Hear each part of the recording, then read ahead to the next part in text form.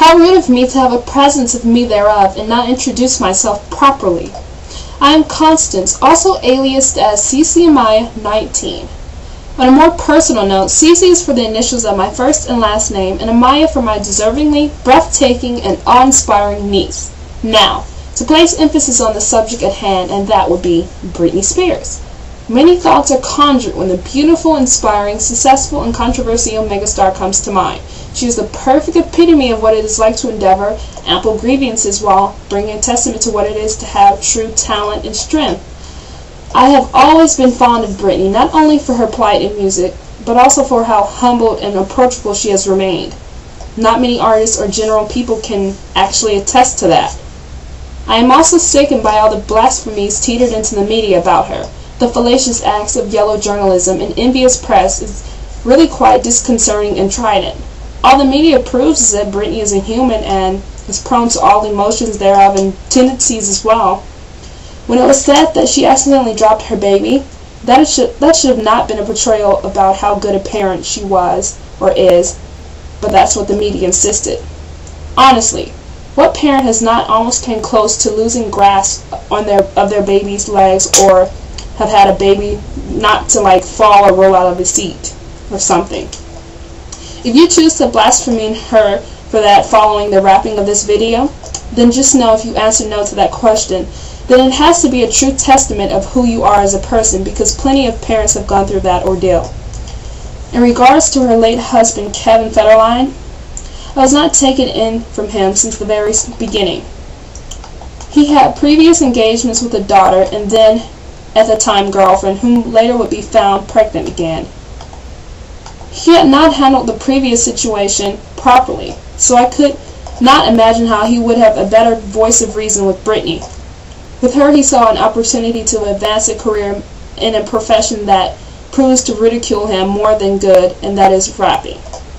While she was taking in the responsibilities as a parent, he was partaking in parties and promoting his album. It is obvious that Kevin had no means of his own to enjoy such a luxury, so therefore he used Britney's means of currency. He has proven time and time again that he is not suitable to be a parent, so it does not come to me as a shock that he would later stampede Britney's life with a great deal of charges and defamations due to her own will to divorce him. By charges, he wanted to have Britney tested for drugs by doing hair samples, which is the reason why she shaved her hair completely bald that day at the shop. Second, he has put out intimate footage of the two of them. All these acts were neither of a scorned husband or loving mate, just a jealous, over-the-top, inverted idiot who saw a window of opportunity but shortened the limb before he could exceed the reach. Also, there have been quite a few defamations about Britney here on YouTube. Most of them are statements made by belligerent idiots who do not have a sufficient reason for finding a distaste for Britney. There are rude remarks against her on here that are futile and laughingly funny. The most infamous insults against Britney is that she is a slut, brat, lip singer, has-been, fat, bald, etc. I happen to believe that she is neither. Her hair can grow back, so that is not an issue. She still is gorgeous as ever. What celebrity can you honestly say does not go back in the gym after having had their babies and having had baby fat cellulite left to show for it? I recently read an article saying that Britney was a fake because she wore hair extensions, a fake tan, and had her teeth whitened. It was like this person was serious. I was like, is this person serious? The article actually targeted Britney. It was not a catchy storyline. It was a senile person actually writing this. I was like, what celebrity does not have hair extensions, a fake tan, and has had their teeth whitened? Need I say more?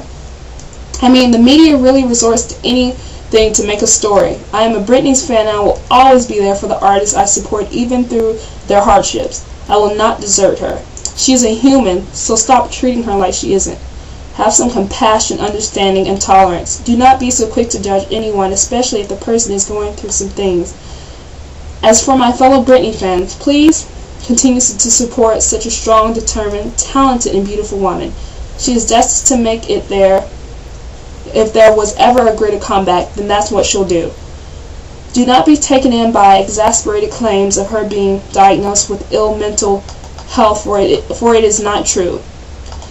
Whenever I think of a person being diagnosed as legally mental crazy, I think of the tragic story of Frances Farman, an up-and-coming actress who was undeniably beautiful and talented. Her mother desired Frances's fame and instead decided to live her dreams through her, so when Frances did not comply with that, her mother did the unthinkable. She had Frances' rights taken away as an individual, and from there out, her mother was a guardian for her daughter for all her life. Frances was not crazy or anything. It was just the media who said so. At the time, mental institutions were engaged in illegal activity, even if it meant admitting patients who were deemed normally fit for society. Innocent people. Anyway, Frances did rebel against her mom, but it was tricked because she was so close to her mom. While in the institution, Frances obviously did not belong. It was a silent prison for her. If you don't know, some Islams would let military forces come in and rape the women in the mental institutions. Also, they did not separate those who were bipolar or schizophrenia or whatever mental condition they had. So you had a combination of everything. It just so happens that Frances was raped by several military men who were heard saying, "I get to F a beautiful movie star." Later, Frances would be the first person, both famous and recorded, to have received a lobotomy. The thing is, she wasn't even crazy or anything, but because the institution was dealing in dirty politics, etc., they nominated her as the perfect specimen. After that, she was like Jack Nicholson in the movie One Flew Over the Cuckoo's Nest. She was void of feeling, thought, and memory. She was practically one step away from being a vegetable. So all the celebs have had it worse. Take what you can from your artists and still support them in trying times like Britney's. Also, I have here a letter that Britney Spears wrote for her new website. And let me just tell you, she's looking fabulous. She's got her body back in shape, and now she has a wig on, but she looks really nice and pretty. And here it goes. It says, "Dear fans, I just wanted to reach out to all of you and explain some of the things that I've been faced with recently. It's so funny how many stories are put out there about people. It's like we all want our side of the story out there as well, but at the end of the day, only a few care to hear what is really going on, since the bad is always so much interesting than the truth. I don't know why, but this is so weird to me. I used to be angry at the tabloids for printing horrible things about me, but now I try to just be numb to what I see. I saw Tyra Banks once get really upset and cry on her show because they made her look fat. We all want a certain image of ourselves out there, but at the same point, we all do really care about what other people think or wouldn't be here. Recently, I was sent to a very humbling place called rehab. I truly hit rock bottom. To this day, I don't think it was alcohol or depression. I was like a bad kid running around with ADD. I had a manager from a long time ago and come in and try and direct me and my life after I got my divorce. I was so overwhelmed. I think that I was in a little shock too. I didn't know who I would go to. I realized how much energy and love I had put into my past relationship when it was gone because I genuinely did not know what to do with myself, and it made me sad. It made me so sad. I confess I was so lost. This letter is not to place blame on anyone, although I do see the world with a completely different set of eyes now. Being in that vulnerable state and taken to dinners and parties with friends and finding out later you pay for everything was a huge learning lesson for me. I think the whole problem was letting too many people into my life. You never know a person's intentions or what another person wants. I feel I was too open and looking for answers when I had it all to begin with. I've had to cut so many people out of my life. It is so sad because if anyone is a family person, it is me. When I was little, I remember